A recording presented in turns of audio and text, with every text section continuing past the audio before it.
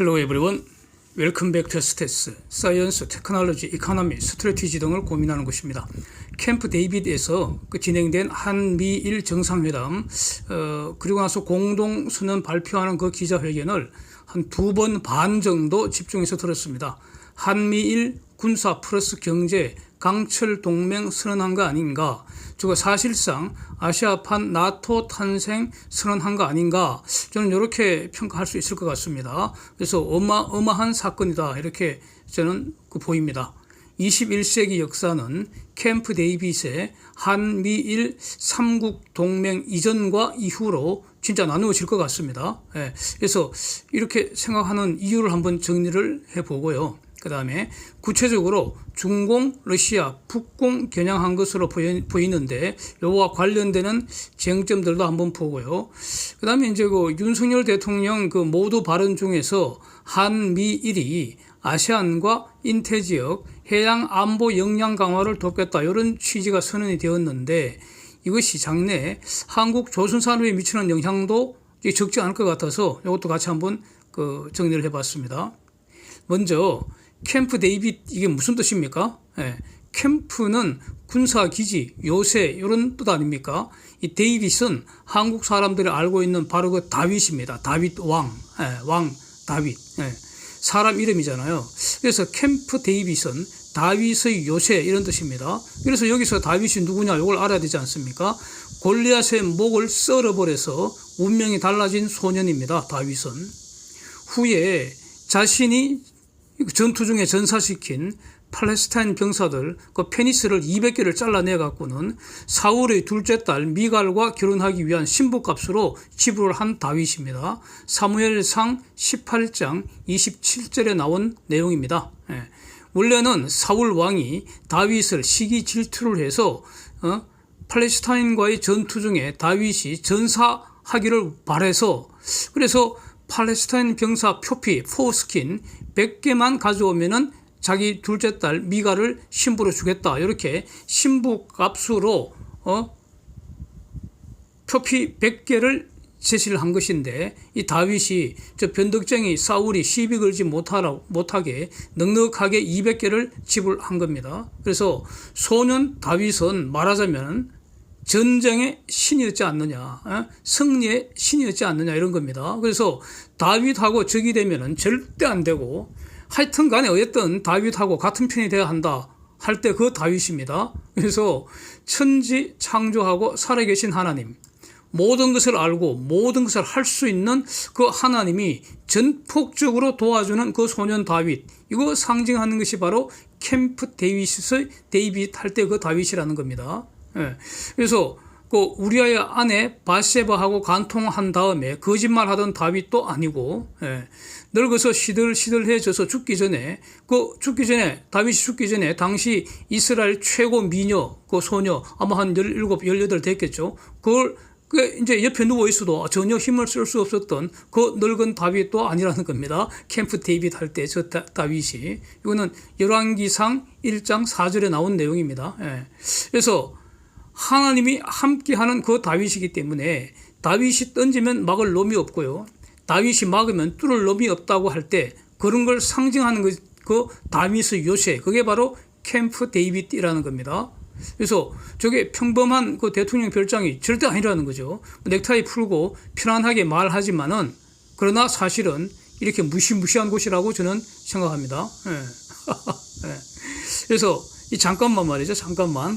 삼국지보다 훨씬 더 흥미진진한 구약 성경에 나오는 사무엘상에 묘사되어 있는 다윗과 골리앗의 전투 장면을 제가 한번 묘사를 해보겠습니다. 다윗의 첨단 무기 보시죠. 다윗의 물매라는 것입니다. 슬링 오브 데이빗, 이렇습니다. 저게 물매입니다. 물매. 그림에 돌멩이 5개 나오죠. 이게 사무엘상 17장 40절과 일치하는 내용입니다. 그래서 돌멩이 숫자가 5개 아닌 것은 성경적인 사실과 무관하다, 이런 겁니다. 다윗은 돌멩이 5개 들고 전투하러 갔습니다. 슬링 오브 데이빗을 들고요, 막대기 하나 짚고, 목동이니까 목동. 그래서 근데 지금 곰곰이 한번 생각해 보면은 다윗의 저 물매는 그 시대 최첨단 휴대용 미사일이었다는 겁니다. 예.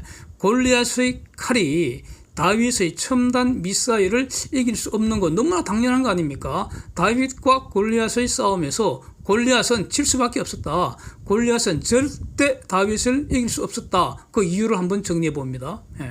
가령 지금 전투장 딱 머릿속에 그려보면은 완전 무장한 골리앗이 초속 20m로 이제 달리고 있습니다. 무장을 하지 않았고요. 그 다음에 그러니까 가볍잖아요. 몸이 가볍잖아. 그 다음에 소년 다윗은 젊습니다. 일생 중에 힘이 가장 좋을 때입니다. 체력이 가장 좋을 때입니다. 그래서 소년 다윗은 초속 한 30m로 서로를 향하여 질주를 한다. 이런 상황입니다. 서로 죽이려고 전투 속도로 달려가고 있습니다. 전투 속도가 가장 빠른 속도 아니겠습니까? 그러면은 가령 초속 20m, 30m 이렇게 했기 때문에 그러면 양자 간의 상대 속도는 초속 50m가 됩니다. 무시무시한 속도입니다. 그런데 다윗은 달리기만 하는 게 아니고요. 달려가면서 물매 미사일을 빙빙 돌려서 지금 점화하고 있다 이겁니다. 문운동을 계속 가속시키고 있습니다. 그래서 소년 다윗의 막강한 그 체력이 돌멩이 미사일의 원심력의 원천이잖아요. 그래서 이것을 탁 발사를 해버리면 어떻게 됩니까? 원심력은 직선의 순속도로 변환되죠. 이렇게 날아갑니다. 여기에 초속 50m 벡터 합의되니까 속도가 극대화된다 이겁니다. 그래서 다윗을 죽이려고 전투 속도로 돌진하는 골리앗의 속도가 바로 골리앗을 죽이는 무기가 됐다 이런 겁니다. 돌멩이 무게 M, 골리앗의 이마를 타격하는 순간 속도 V라고 한다면 2분의 1 MV 제곱, 이게 바로 돌멩이의 운동 에너지가 되고요. 이게 순간적으로 충격력, 즉 힘으로 변하는 거 아닙니까? 예? 골리앗의 이마를 타격하는 힘이 되는 것이고요. 그 힘이 돌멩이를 골리앗의 이마에다가 그냥 콱 박아버렸다는 겁니다. 예. 그래서 돌멩이가 이마에 박혀서 골리앗이 기절했다고 성경에 기록되어 있습니다. 만약 속도가 좀 더 높았다면 어떻게 됐습니까? 머리를 관통을 했거나 머리가 산산조각으로 박살이 나면서 적사할 수도 있었는데 하여튼 골리앗은 돌멩이 한 발에 그냥 기절해버렸다. 즉 원샷 원킬이다 이겁니다. 네.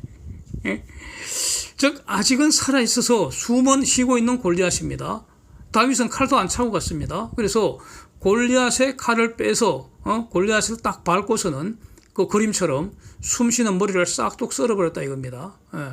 그래서 숨쉬는 머리를 싹둑 썰어버리는 것도 엄청난 용기와 결단력이 필요합니다. 골리앗이 정신 차리기 전에 신속하게 그 머리를 썰어버려야 합니다. 골리앗이 정신 차리면 둘이서 이제 근접 전투를 해야 하는데 이 경우에 미사일은 무용지물이 되고요. 다윗은 골리앗을 이길 수 없을 겁니다. 그렇죠. 그러니까 이 전략, 즉 스트래티지가 매우 중요하다 이거 알 수 있습니다. 근데 문제는 그 다윗이 지금 아직도 살아있다는 거 아닙니까? 캠프 데이빗, 저게 지금 살아있습니다. 그래서 저 캠프 데이빗에서 역사의 흐름을 결정하는 어마어마한 어떤 논의들이 있었고 어떤 결정들이 있었고 어떤 전략들이 탄생을 했다는 거 아닙니까? 그런데 아마도 팔레스타인과 이스라엘 간 분쟁 해결 회담은 저기서 하면 절대로 안 될 것 같습니다. 다윗은 이스라엘의 소년이었고 골리앗은 팔레스타인의 전쟁 영웅이었지 않습니까? 그러니까 캠프 데이빗에서 협의하면 안 되겠죠. 하여튼 골리앗을 잡은 것이 다윗이기 때문에 캠프 데이빗에서 한미일 정상회담 열고 나서 기자들이 이제 그 질문을 했는데 그 기자들이 단체로 멍청한 거 아니냐, 질문에 안고가 빠진 거 아니냐 이렇게 보인다는 겁니다. 안고 있는 질문이 뭐겠습니까? 골리앗이 누굽니까? 이렇게 질문해야 되는 거 아닙니까? 네. 제가 기자로 있었다면 골리앗이 누군지 물었겠습니다. 그래서 제가 볼 때는 가짜뉴스 퍼뜨리고 거짓말하고 도적질하고 인권 탄압하는 세력이 바로 이 시대의 골리앗 아닐까 싶습니다. 사람은 하나님의 형상대로 창조된 것이기 때문에 그래서 이것이 바로 인간의 절대적 존엄성의 원천이라고 저는 보고 있고요. 인권 탄압하는 것은 바로 하나님의 창조 질서에 반역하는 것이라고 봅니다. 그래서 오늘날 이런 골리앗 세력들이 과연 누구인가 이겁니다. 그래서 오늘날 저 골리앗을 대적할 전략이 과연 무엇일까 이겁니다. 캠프 데이빗에서 이번에 한미일이 논의했을 거로 봅니다. 자, 한미일 캠프 데이빗 정상회담 그 공동 선언문 보시면은 원칙, 뭐 정신, 제3자 공약 이렇게 세 가지 종류의 문건에 사인을 했다고 이제 발표가 됐습니다. 예. 그래서 이제 저 세 가지 그 문건은 이제 곧 그 공시되지 않겠습니까? 누구나 볼 수 있을 겁니다. 결국. 그런데 그 내용 중에 일부 가령 제3자 공약 이 부분을 한번 보면은 그 내용이 이런 걸로 이제 발표가 되어 있습니다. 한국, 미국, 일본 공동 이익이나 그 공동 안보에 영향을 미치는 도전이나 도발이나 위협이 발생하면은 여기에 공동 대응 방안을 신속하게 협의하는 것을 공약했다, 공개적으로 약속했다 이런 거 아닙니까? 그런데 나토 조약의 핵심이 뭡니까? 일부에 대한 공격은 전부에 대한 공격으로 간주해서 전부가 반격한다 이거 아닙니까? 근데 저 지금 한미일 공동선언의 제3자 공약 부분은 지금 나토 조약의 핵심 부분과 사실상 같은 거 아닙니까? 그래서 지금 물론 공식적으로는 아시아판 나토는 아니라고 선을 긋고는 있는데 이런 어떤 이런 경우에는 말이죠. 그 말이 아니라 내용과 행동을 봐야지 실제를 파악할 수 있는 거 아닙니까? 지금 1년에 한 번 이상 정례적으로 한미일 정상회담 한다 그러고요. 그래서 다음번 내년 회담은 아마 그 서울에서 할 것 같습니다. 아니면 한국에서 할 것 같습니다. 예. 왜냐하면 윤석열 대통령이 그렇게 제안을 했기 때문이죠. 예. 그 다음에 외교, 국방, 통상, 산업, 안보 이거 완전히 국가의 핵심 영역인데 이 영역별로 관련 장관급 회의를 매년 정기적으로 한다 이거 아닙니까? 예? 그 다음에 육해공, 해저, 사이버 이런 사실상 전 군의 합동 군사훈련 매년 정례화한다는 거 아닙니까? 이거는 사실상 한미일의 삼각동맹이다. 그것도 완전히 강철동맹이다 이거. 네?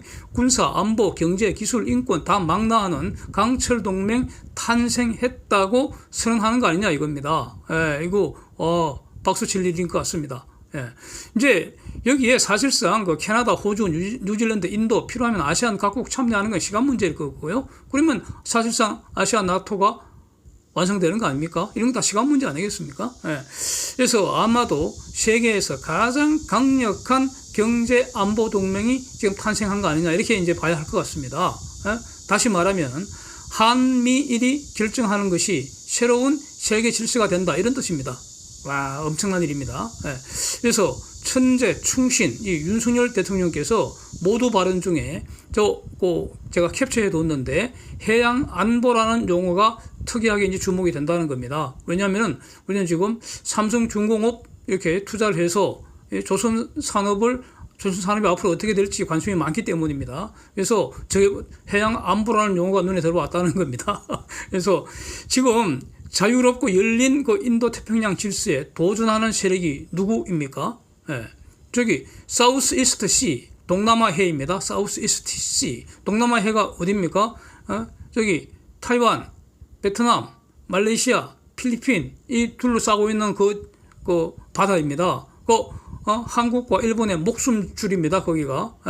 근데 저기를 저것들 마음대로 선을 9개 또 그어놓고 말이죠. 사우스 차이나 시에서 남중공해죠. 이렇게 저가 부르면서 지금 멋대로 그은 그 구단선 안에는 전부 저것 거라 해서 하면서 중공 허가 없이는 마음대로 지나다니지 마라. 저거한테 토용서도 내야 되고 저것들 시키는 대로 해야지 다니게 해주겠다. 이렇게 하면은 이게 바로 해양 안보 위협하는 거 아닙니까? 이게 바로 골리앗 아닌가요, 이거? 해양 안보의 핵심 하드웨어, 인프라 제공하는 게 바로 조선산업입니다. 그렇잖아요. 그러니까 해양 안보를 위해서는 하드웨어도 필요하고 소프트웨어도 필요하고 이제 다 필요한데, 종합적으로 다 필요한데 핵심 하드웨어, 인프라 제공하는 게 바로 조선산업입니다. 그래서 과연 현재 그 글로벌 조선산업은 한국, 중공, 일본 이렇게 중심이 되어 있는데 특히 한국이 이제 첨단 분야를 리딩하고 중공이 그 다음에 이제 바짝 그 물량 공시하고 있고 이런 형국이지 않습니까? 근데 앞으로 그 글로벌 조선산업이 중공 빠지고 중공 대신에 제3국이 또 들어오고 한국, 일본, 미국도 조선산업 좀 그 부흥시킬 조짐이 좀 보여서 말이죠. 그래서 한국, 일본, 미국 제3국 어떤 나라가 될지 모르겠습니다. 동남아시아 어떤 제3국이 될 수도 있겠죠. 예. 이렇게 중심으로 재편될 가능성을 지금부터 주목해야 되지 않을까, 저는 이렇게 정리를 하겠습니다. 저는 중공 조선업이라는 것은 뿌리 없는 나무다. 물병 속에 나무 하나 심어 놓은 거 그런 상황 아닌가. 예? 해운목 같은 거 밑에 물만 이렇게 쫙 뿌려놓고 해운 먹고 얹어 놓으면 뿌리 내리고 자라잖아요. 뭐 그런 상황 아닌가 싶습니다, 저는. 예. 엔진이나 화물차 관련 기술 제공 안 해버리면은 중공 조선 산업은 하루아침에 무너진다고 저는 봅니다. 예.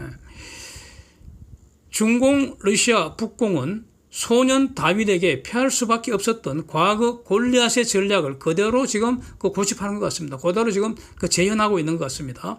골리앗은 투구 입고 갑옷 입고 투구 쓰고 갑옷 입고 무릎에는 견갑 차고 말이죠. 칼과 창과 단청으로 완전 무장하고 그래서 걷기도 힘들었다 이거죠. 예. 그래서 방패를 들기엔 너무 무거우니까 방패를 따로 들고 다니는 군주를 별도로 들고 다녔다는 거 아닙니까? 그렇게 이제 전투장에 나왔는데 그래서 지금 중공이나 러시아나 북공인데도 온갖 지금 하드웨어 전쟁 장비 갖추는데 지금 혈안이 되어 있는 것 같습니다. 그러나 이 캠프 데이빗의 동맹이라는 것은 자유민주주의 인권을 공통의 가치에 이제 기반하고 있는 것이고 성패는 어디서 결정될 것인가? 군대 부수기 전에 경제부터 부수겠다는 거 아니겠습니까? 예? G7에 대해서 한국 등 주요 국가들이 공급망 재편 과정에 지금 시작을 한 걸로 보이는데 이거 사실상 중공, 러시아 이거 시장에서 배제한다는 거 아닙니까? 북공은 이미 배제되어 있고요. 시장 앞에서 군대의 힘은 쓸모가 없지 않습니까? 예? 그렇다고 동맹들의 군사력도 중공, 러시아, 북공보다는 압도적이죠. 예.